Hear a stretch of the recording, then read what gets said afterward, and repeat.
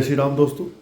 क्या आपको भी ऐसा लगता है कि आप जिस घर में रहते हैं ये घर आपको सपोर्ट नहीं कर रहा है? इस घर के अंदर की जो एनर्जी है वो आपकी एनर्जी से सिंक नहीं हो रही है, या आप अपने घर के अंदर के जो ऑरा है उससे कहीं ना कहीं अपने आप को अटैच महसूस करने में सफल नहीं हो पा रहे हैं? Is it like that? Okay, अगर ऐसा है तो आज आप सही जगह पे हैं, सही वीडियो आप देखने वाले हैं। आपकी सलूशन के लिए ही ये वीडियो बनाने वाला हूँ, मैं बनाने जा रहा हूँ। Welcome to your own channel Vastu Vijay. मैं आपका फ्रेंड, मैं आपका गाइड, मैं आपका सलाहकार विजय मिश्रा।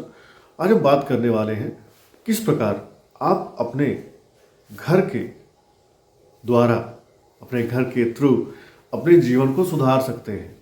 आपका घर आपके जीवन में कैसे एक महत्वपूर्ण रोल अदा करता है, आपको उठाने में या आपको नीचे गिराने में।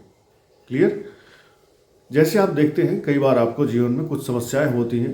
अगर हेल्थ रिलेटेड कोई इशू होता है, या गवर्नमेंट रिलेटेड कोई इशू होता है, या फैमिली रिलेटेड कोई इशू होता है, तो आप क्या करते हैं, उस चीज़ से संबंधित जो आदमी हल दे सकता है, सॉल्यूशन प्रोवाइडर होता है, उसके पास जाते हैं। परंतु जब आपको वहाँ से भी सॉल्यूशन अच्छे नहीं मिलते हैं तो आप अक्सर ज्योतिषी के पास जाते हैं, किसी पंडित जी के पास जाते हैं और वहाँ पर अपना हाथ या अपना कुंडली दिखाते हैं और पूछते हैं कि ये केस जो चल रहा है मैं जीतूंगा या मेरा अपोनेंट जीतेगा, ये बीमारी चल रही है, इस बीमारी से क्या आदमी जिंदा बच पाएगा या बीमारी आदमी को ख़त्म कर देगी। तो ऐसे आप कई बार सवाल लेके जाते हैं कि मेरा बेटा या मैं एग्ज़ाम दिया हूँ, ये एग्ज़ाम पास हो पाऊँगा या नहीं हो पाऊँगा।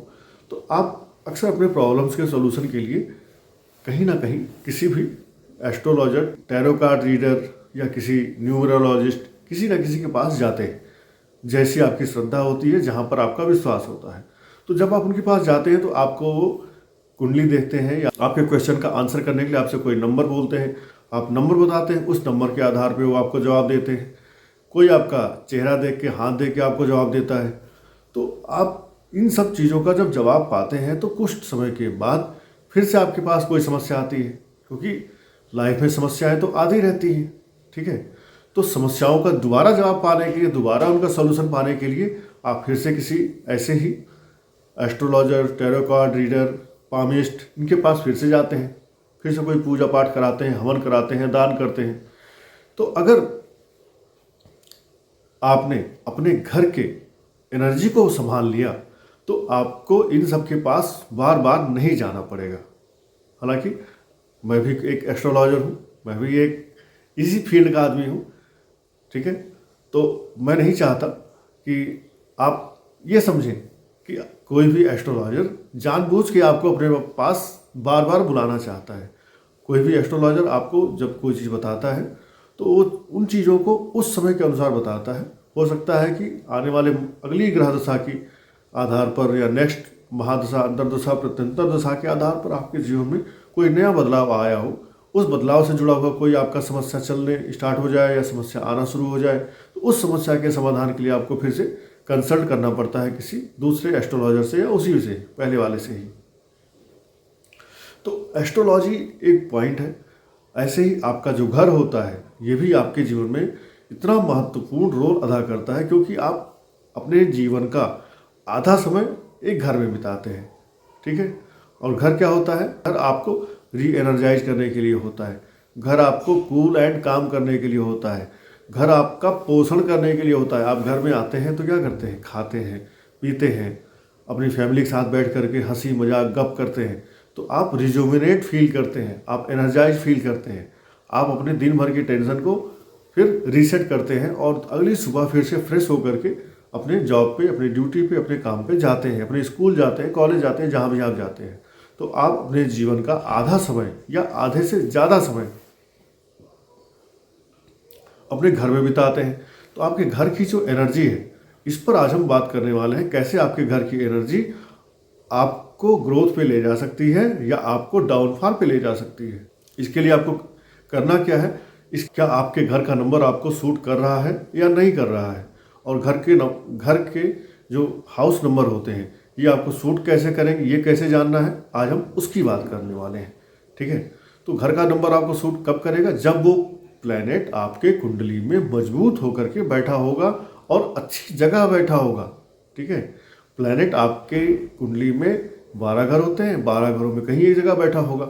अब हो सकता है मित्र राशि में बैठा हो, शत्रु राशि में बैठा हो, नीच होके बैठा हो, उच्च होके बैठा हो, वर्गोत्तम होके बैठा हो, या विष नवमांश में हो या पुष्करांश में हो। तो उसके आधार पे आपका वो ग्रह अपनी शक्तियाँ, अपने कारक तत्व आपके जीवन में भरता है।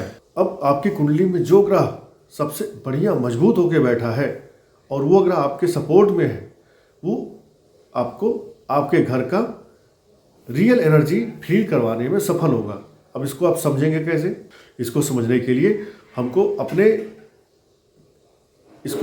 लिए हमको अपने आजू बाजू में देखना होगा कि हम किस परिवेश में रह रहे हैं, हमारी परिस्थितियां कैसी चल रही हैं।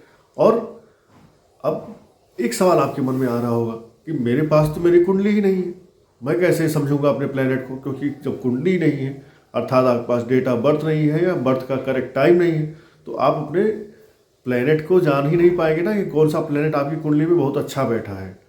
तो यदि आपका प्लेनेट कोई भी हो, वो आपके कुंडली में बहुत अच्छा बैठा है, तो आप उसके कारक तत्व, उसके रिश्तेदारों से इसको समझ सकते हैं। जैसे अगर आपके गुरु से आपके बहुत अच्छे संबंध हैं, पंडित, पुरोहित, पुजारी, इनसे आपके बहुत अच्छे संबंध हैं, इनसे आपके मधुर संबंध हैं, जिस भी धर्म के आप हैं, आपके धर्म का जो भी धार्मिक उपदेशक है, पंडित है, पुरोहित है, पुजारी है, ये आपको अच्छा लगता है, आप उनके साथ अच्छे संबंध रखते हैं, आपको लगता है कि आपका भाग्य आपको सपोर्ट कर रहा है, तो आपको गुरु अर्थात बृहस्पति के नंबर 3 वाले घर में रहना चाहिए।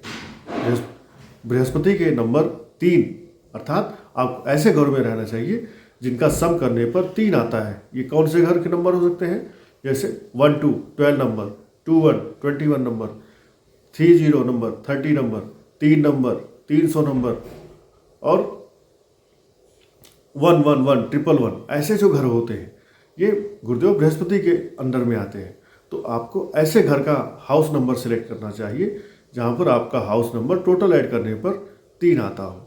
अब अगर आप अपने चारों तरफ नज़र दौड़ाइए और आप देखते हैं कि आपको सरकार से जुड़ा हुआ सहयोग हमेशा मिलता रहता है, आपके पिताजी हमेशा आपके साथ चलते हैं, आपको आपके पिताजी का पूरा प्यार मिलता है, आपके पिताजी आपकी हर इच्छा को पूरी करते रहते हैं, या आपके पिताजी से आपके मधुर संबंध हैं, सरकार से आपके अच्छे संबंध हैं, बॉस से आपके अच्छे संबंध हैं, तो आपको सूर्य का अर्थात 1 नंबर घर में रहना चाहिए। ठीक है, 1 नंबर के घर अर्थात 1 नंबर, 10 नंबर, 100 नंबर, ऐसे घर जिनको आप टोटल ऐड करें तो आखिरी में उनका जो एडिशन हो, जो रिजल्ट आए वो 1 आए, ऐसे घर में आप रहेंगे तो आपके लिए वो घर हमेशा सदा सर्वदा के लिए सर्वोत्तम रहेगा। अब अगर आपको आपकी माता का पूरा सुख मिलता रहता है, आप इमोशनली बैलेंस हैं, आप बहुत ज़्यादा रोने वाले नहीं हैं, डिप्रेशन आपको जल्दी नहीं होता है, फ्रस्ट्रेशन आपको जल्दी नहीं होता है, आपके अंदर चिड़चिड़ापन कम है, तो आपको 2 नंबर के घरों में रहना चाहिए, क्योंकि ये चंद्रमा का नंबर है। ठीक है, 2 नंबर के घर में अगर आप रहेंगे तो आपको ये घर हमेशा फलेगा, फूलेगा और आपको अच्छे फल देके जाता रहेगा। राइट। अब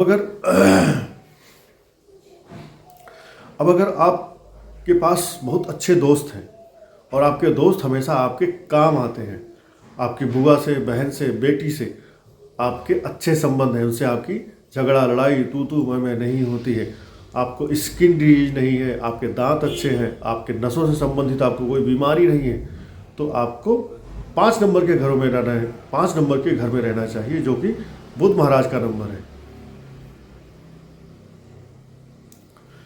अब अगर आपको फीमेल्स, जो महिलाएं हैं या जो लड़कियां हैं, उनसे आपको सम्मान मिलता है, आपकी पत्नी से आपके बहुत अच्छे संबंध हैं, महिलाएं हमेशा आपको सम्मान देती हैं, महिलाओं के बीच में आप पॉपुलर हैं, लोकप्रिय हैं, और opposite sex, it can be opposite sex, not only महिलाएं, अपोजिट सेक्स से आपको अगर पूरा प्यार सम्मान मिलता रहता है तो आपको 6 नंबर के घरों में रहना चाहिए, जो कि शुक्र का नंबर है।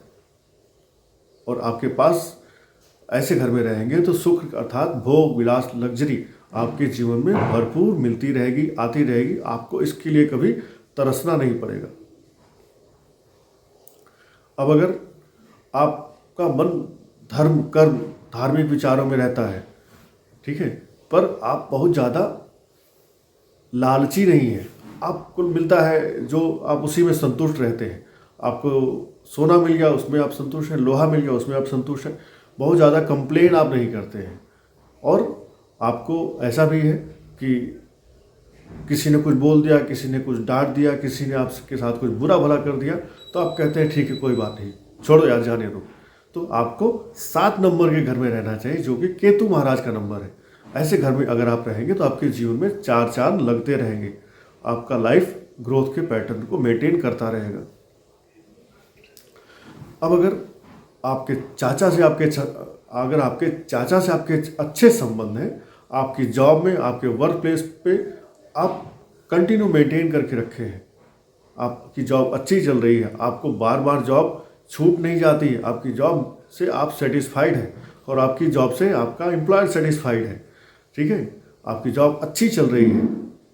मीन्स जॉब तो इंसान रिज्यूम और रिजाइन देता रहता है, लेता रहता है, ठीक है, लेकिन आप जिस जगह पे जॉब कर रहे हैं वहाँ पर आप अपनी शर्तों पे काम कर रहे हैं, अपनी मर्जी से रिजाइन दे रहे हैं। एक होता है रिजाइन देना, एक होता है रिजाइन ले लेना।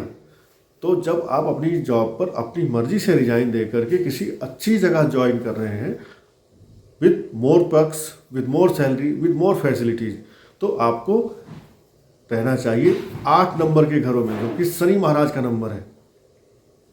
ये बताते हैं कि आप अगर 8 नंबर के घर में आप रहेंगे तो आपकी जॉब, आपका कैरियर ग्रोथ पे मेंटेन रहेगा। इसलिए आपको 8 नंबर का घर लेना चाहिए। और अगर आपके जीवन में आपको कोई ब्लड से संबंधित समस्या नहीं है, आपको आपके छोटे भाइयों से कोई समस्या नहीं है, छोटे भाइयों से आपका संबंध बहुत दोस्ताना है, प्रेम पूर्वक है, तो आपको मंगल के घर में रहना चाहिए, अर्थात 9 नंबर के घर लेने चाहिए। ऐसे घरों में आप रहेंगे तो आपके अंदर एनर्जी, लीडरशिप और गो गेटर एटीट्यूड मेंटेन रहेगा। या फिर आप इसका अपोजिट भी समझ सकते हैं कि अगर आप के अंदर गो गेटर एटीट्यूड है, ब्लड संबंधित कोई समस्या बड़ी नहीं है, आप बीमार होते हैं तो थोड़े से इलाज में सही हो जाते हैं, तो भी आपका मंगल अच्छा है, आपको मंगल के घर अर्थात 9 नंबर के घर लेने चाहिए। तो हमने बात किया 1 नंबर के घर की बात किया, 2 नंबर घर की बात किया, 3 नंबर की बात किया, 4 नंबर की बात किया, 5 नंबर की बात कर ली, 6 नंबर की बात कर ली, 7 नंबर की बात कर ली, 8 नंबर की बात कर ली, 9 नंबर की बात कर ली, छूट गया 4 नंबर। अर्थात जिन लोगों के बहुत ही डिप्लोमेटिक रवैये होते हैं, जो लोग अपने जीवन में बहुत ही डिप्लोमेटिक हैं, जो लोग अपने जीवन में हमेशा बड़ा सोचते हैं, जो लोग अपने जीवन में छोटा सोचते ही नहीं हैं, और जो लोग हमेशा अपने दिमाग को एक्टिव रखते हैं और अपने दिमाग से कुछ ना कुछ बड़ा करना चाहते हैं।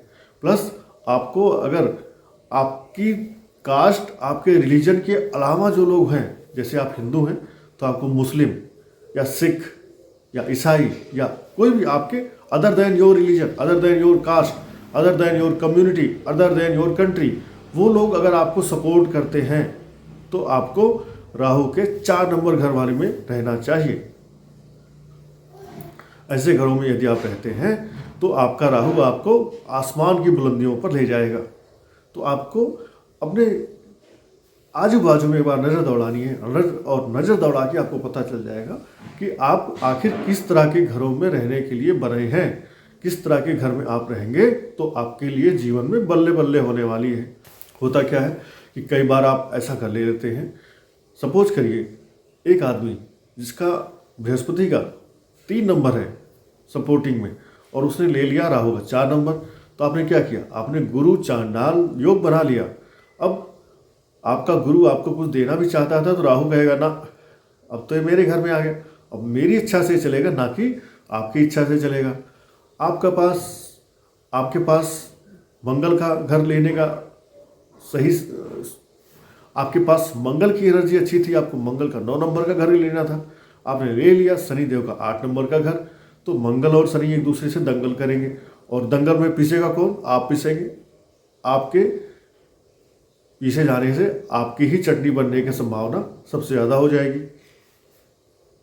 अब अगर आपको लेना था चंद्रमा का 2 नंबर का घर या सूर्य का 1 नंबर का घर, आपने ले लिया केतु का 7 नंबर का घर, तो क्या होगा, आपके जीवन में कठिनाइयाँ, समस्याएं बढ़ जाएंगी।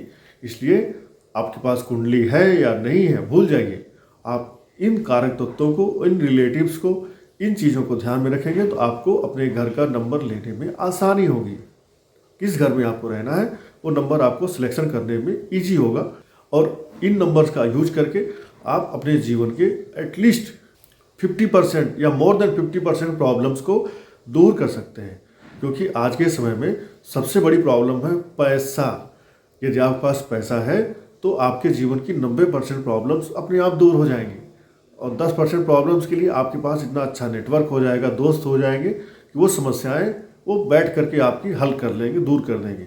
तो यदि आप अपने नंबर को यूज करते हैं, अपने नंबर का पूरा फ़ायदा लेते हैं, तो जाहिर सी बात है आपके पास फंड की शॉर्टेज नहीं रहेगी, अच्छे नेटवर्क बनेंगे, अच्छे दोस्त बनेंगे, अच्छे रिश्तेदार होंगे। और जब ये सब सही होगा तो आपके जीवन में समस्याएं कहाँ रहेंगी? समस्याओं को रहने के लिए जगह ही नहीं बचेगी, तो समस्या रहेगी कहाँ? So this was the video for this topic from my side. इस वीडियो को यहीं पे समाप्त करते हैं। आशा करता हूँ आपको वीडियो अच्छा लगा होगा। आप इस जानकारी को अपने और अपने घर परिवार के लोगों के ऊपर अप्लाई करेंगे। हाँ, यहाँ पर आपको नंबर किस फैमिली मेम्बर का लेना है ये ध्यान रखना है।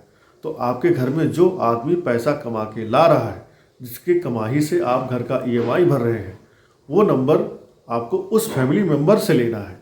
ऐसा ना हो कि आपके पिताजी पैसा कमा के ला रहे हैं और आप नंबर देख रहे हैं अपनी माताजी का या अपना देख रहे हैं, तो आपको अर्निंग मेंबर जो है, अब अगर घर में कई सारे अर्निंग मेंबर हैं तो जो आदमी सबसे ज़्यादा अर्निंग कर रहा है और जिसका सहयोग घर में सबसे ज़्यादा होता है उसका लेना है, राइट? क्योंकि कई बार कुछ चीज़ें छूट जाती हैं तो आप लोग कमेंट में लिखते हैं, तो मुझे याद आया तो मैं कहा ये चीज़ आपको बताते हुए चलो। धन्यवाद। जय श्री राम। हर हर महादेव। अपना सहयोग, अपना प्यार बनाए रखें।